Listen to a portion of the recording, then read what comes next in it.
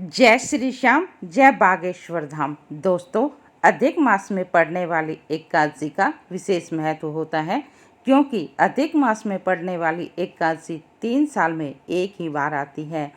तो तिथि के क्षय होने के कारण परमा एकादशी का व्रत 12 अगस्त को रखा जाएगा। हिंदू धर्म में एकादशी के व्रत का विशेष महत्व होता है, क्योंकि यह व्रत बहुत ही शुभ और पुण्यकारी माना जाता है और साल में 24 एकादशी आती हैं, लेकिन अधिक मास होने के कारण 2 एकादशी और बढ़ जाती हैं, तो इसलिए ये एकादशी बढ़कर 26 हो जाती हैं। तो इस साल श्रावण अधिक मास, जिसको कि पुरुषोत्तम मास भी कहा जाता है, तो इस मास में पड़ने वाली एकादशियों का महत्व और भी बढ़ जाता है। श्रावण अधिक मास के कृष्ण पक्ष की एकादशी को परमा एकादशी कहा जाता है।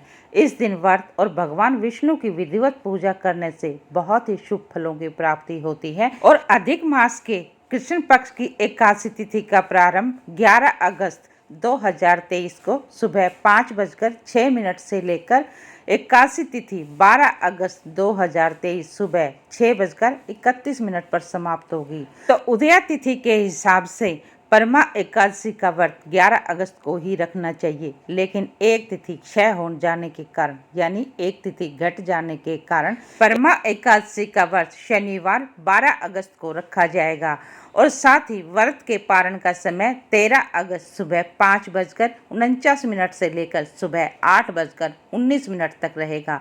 यदि ऐसे में आप इस समय व्रत का पारण नहीं कर सकते तो सुबह 12 बजे से पहले व्रत का पारण अवश्य कर लें। पौराणिक शास्त्रों के अनुसार परमा एकादशी के व्रत करने से भगवान विष्णु प्रसन्न हो जाते हैं और अपने भक्तों को दुर्लभ सिद्धियों की प्राप्ति करवाते हैं और इस दिन दान और पुण्य का विशेष महत्व होता है। इस दिन अपनी श्रद्धा के अनुसार सोने का दान, विद्या दान, अन्न दान और भूमि का दान और इसके साथ ही गौ दान का विशेष महत्व बताया गया है।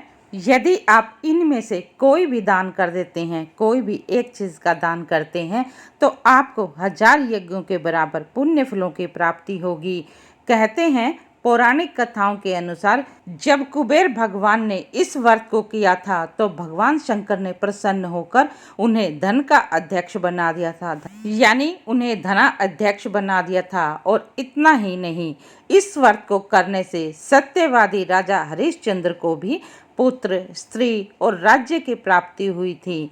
ये बहुत ही पुण्य प्रभावशाली व्रत है। ऐसी मान्यता है इस व्रत के दौरान 5 दिन तक यदि स्वर्ण का दान, विद्या दान, अन्न दान, भूमि दान और गोदान करना चाहिए। ऐसा करने से व्यक्ति को माता लक्ष्मी का आशीर्वाद प्राप्त होता है और उसे धन धान्य की कभी कोई कमी नहीं रहती। तो परमा एकादशी के दिन सुबह जल्दी उठें और उठकर स्नान आदि से निवृत्त होकर व्रत का संकल्प लें। इसके बाद भगवान विष्णु का पूरे विधि विधान से पूजन आराधना करें। शुद्ध घी का दीपक जलाएं, पीले रंग के फल, पुष्प आदि अर्पित करें और भगवान विष्णु को पंचामृत अर्पित करें और पंचामृत में तुलसी दल अवश्य डालें, तभी भगवान विष्णु का भोग संपूर्ण माना जाता है। और व्रत में विष्णु पुराण का स्मरण करें, विष्णु पुराण का पाठ खुद करें और दूसरों को सुनाएं और रात्रि में भजन कीर्तन करते हुए जागरण करना चाहिए। इस दिन श्रद्धा अनुसार दान दक्षिणा करने से भी बहुत ही विशेष शुभ फलों की प्राप्ति होती है और भगवान विष्णु प्रसन्न हो जाते हैं। और अगले दिन द्वादशी के दिन प्रातः भगवान विष्णु की पूजा करने के बाद व्रत का पारण करें। तो इस प्रकार व्रत करने से आपको पुण्य फलों की प्राप्ति होगी और पितृ भी प्रसन्न हो जाते हैं। तो बहुत ही अधिक पुण्य प्रभावशाली होता है परमा एकादशी का ये व्रत। इस व्रत को मनुष्य को अवश्य करना चाहिए। तो ये थी परमा एकादशी के व्रत की संपूर्ण जानकारी। यदि आपको ये जानकारी अच्छी लगी हो तो वीडियो को लाइक और चैनल को सब्सक्राइब अवश्य कर दें। मिलते हैं अगले वीडियो में एक नई जानकारी के साथ।